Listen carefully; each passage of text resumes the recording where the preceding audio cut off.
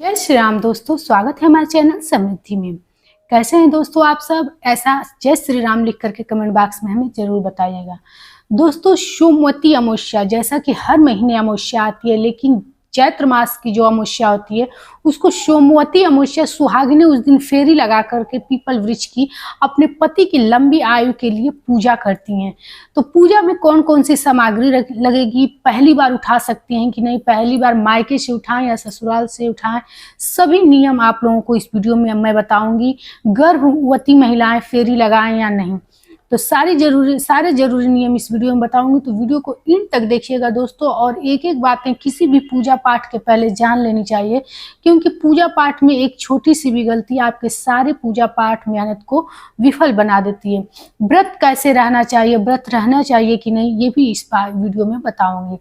तो चलिए वीडियो को आगे बढ़ाते हैं दोस्तों। वीडियो यदि हमारी आप लोग के लिए उपयोगी हो, लाभकारी हो, तो सबसे पहले एक लाइक कीजिएगा, और चैनल पे यदि नए हो तो सब्सक्राइब कीजिएगा, ताकि समृद्धि की शुद्ध सात्विक जानकारी आप लोग को मिलती रहे। दोस्तों, सबसे पहले मैं ये बताना चाहूंगी कि सोमवती अमावस्या जैसा कि 8 अप्रैल को है, और उसके अगले दिन से चैत्र नवरात्र शुरू हो जाएगा। तो 8 अप्रैल को पहले तो लोगों को कहना है कि इस दिन सूर्य ग्रहण लग रहा है, तो इसका सूतक काल मान्य होगा कि नहीं, सूर्य ग्रहण लगेगा या नहीं।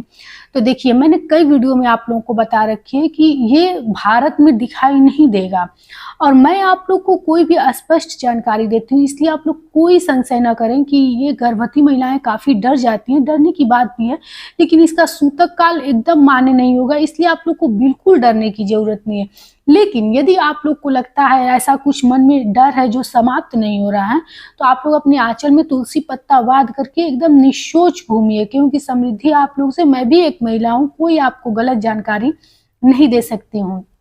दूसरी चीज, ये व्रत आप लोग पहली बार उठा सकते हैं कि नहीं, बिल्कुल उठा सकती हैं। लेकिन कोई भी व्रत, जैसा कि मैं आप लोग से बताना चाहती हूँ कि कभी भी व्रत आप लोग, जैसे इस बार खरवास चल रहा है उठाने को, तो जैसे कि शम्भू जल चुका है तो आप लोग व्रत उठा सकते हैं, लेकिन जैसा कि खरवास चल रहा है तो ऐसे में उठाना अच्छा नहीं माना जाएगा। फिर भी आप अपने यहाँ का एक बार नियम देख लीजिएगा, यदि संभव हो तो आप लोग उठा लीजिएगा। दूसरी चीज, गर्भवती महिलाएं फेरी लगाएं कि नहीं, क्योंकि इसमें फेरी लगाना सबसे जरूरी होता है। तो देखिए, आप पूजा पाठ कर लीजिएगा, लेकिन आपके पेट में एक शिशु पल रहा है, इसलिए आप फेरी लगाना शुभ नहीं माना जाता है। तो आप फेरी बिल्कुल मत लगाइएगा। पूजा पाठ के जितने भी नियम होते हैं आप कर सकती हैं।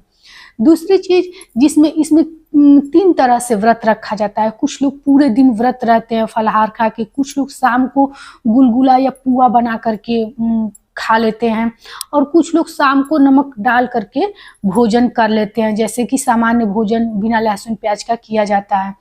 तो आप लोग जैसे रहती होंगी रह सकती हैं, लेकिन सब गर्भवती महिलाओं को मैं एक चीज बताना चाहूंगी, जैसा कि मैं हमेशा कहती हूँ, ये मैं कभी नहीं टालती हूँ कि आप लोग की जैसी मर्जी, मैं बातों को बिल्कुल समझा देती हूँ कि देखिए, गर्भ में आपके शिशु पल रहा है, इसलिए सबसे बड़ी जिम्मेदारी होती है आपको उसकी रक्षा करना। मान लीजिए कि आपके किसी भी गलती के कारण उसको कुछ नुकसान हो गया, तो इसका भरपाई आप किसी भी पूजा पाठ से नहीं कर पाएंगे, क्योंकि ये जघन्य अपराध कहा जाता है। इसलिए आप अपनी तबीयत देखते हुए खा पी करके भी व्रत रह सकती हैं, पूजा कर सकती हैं। जैसे पति की लंबी आयु के लिए आपकी जिम्मेदारी, वैसे आपके गर्भ में पल रहे शिशु की भी आप ही की जिम्मेदारी है। तो चलिए वीडियो को आगे बढ़ाते हैं, और आपको सभी बातें बताती हूँ कि कैसे कैसे आप लोग को सुबह से शाम तक पूजा करनी है। देखिए, आज के दिन पीपल वृक्ष की जैसे बहुत देर में पूजा करना अच्छा नहीं माना जाता, इसलिए आप लोग जल्दी ही चले जाइएगा। रक्षा सूत्र ले लीजिएगा, और पति के लिए भी कोई चीज ले लिया जाता है जिसको प्रसाद स्वरूप आ करके पूजा करके भेंट किया जाता है। चना, मूंगफली, किशमिश ले लिया जाता है, जिससे कि आप लोग फेरी जितनी लगाएंगी उतना गिराया जाता है, और उसको प्रसाद स्वरूप बच्चों को या ब्राह्मणों को दिया जाता है। वहाँ ब्राह्मण बैठे रहते हैं कथा सुनाने के लिए, तो उनके लिए कुछ दान की सामग्री और कुछ उसमें मुद्रा रख लीजिएगा। दान कभी भी प्लास्टिक में मत कीजिएगा। ये जैसे कि आप लोग यदि समृद्धि की वीडियो से जुड़ी होंगी तो ये चीज़ जानती होंगी कि दान हमेशा किसी पात्र में किया जाता है, चाहे वो बम्बू से बना पात्र हो या फिर से किसी धातु का। तो धातु का संभव नहीं है कि हर लोग, जैसे वीडियो में छोटे लोग भी देखते हैं, बड़े लोग भी देखते हैं, तो हर लोगों के बस की नहीं बात है कि धातु से बने पात्र दे, लेकिन बम्बू से बने पात्र आप लोग दे सकते हैं। यदि वैसे भी नहीं दे पाते हैं तो धातु के बने पात्र से उनके बर्तन में गिरा करके अपना बर्तन आप लोग ले सकते हैं।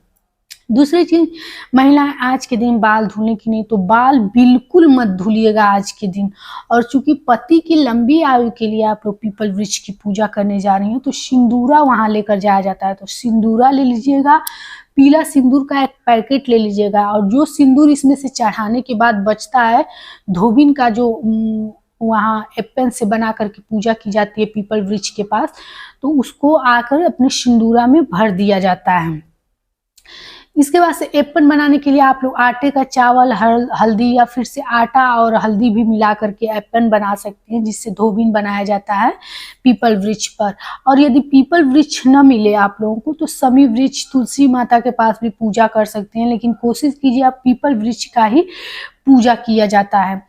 इसके बाद से आप लोग सिंदूरा वहां ले जा करके रखिएगा। देखिए काफी भीड़ भाड़ रहता है, तो परेशान नहीं हुआ जाता है कि किसी का एप्पन, मतलब जो धोबिन होता है वो छू ले, तो लोग काफी जोक टोट से डरते हैं। तो ऐसी कुछ बात नहीं है, सभी लोग पूजा पाठ करने के लिए गए हों, तो अपने मन को स्थिर आप लोग करके ही पूजा पाठ कीजिएगा।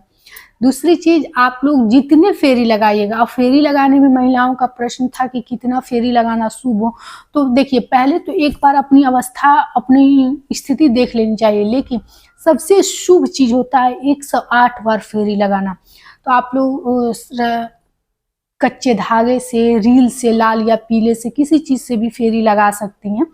और जितनी बार फेरी लगाएंगे उतनी बार धोबिन को सिंदूर पहनाया जाता है और अपने मांग में टीका लगाया जाता है।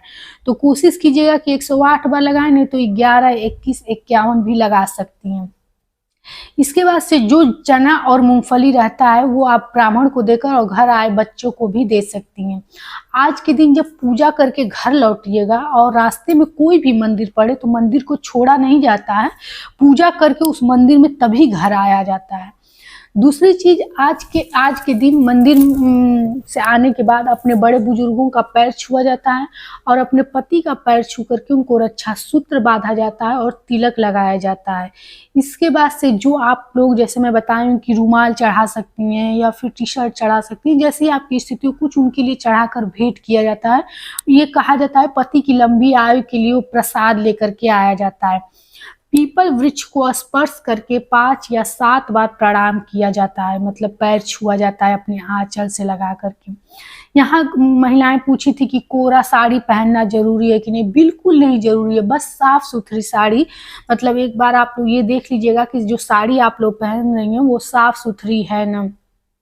आज के दिन सिंदूरा से सिंदूर 5 या 7 बार बीच में से मांग निकाल करके पहन लीजिएगा, क्योंकि छोटी छोटी गलतियां हमारे जीवन में बहुत ज़्यादा प्रभावशील होती हैं, तो इसलिए ये सब गलती मत कीजिएगा।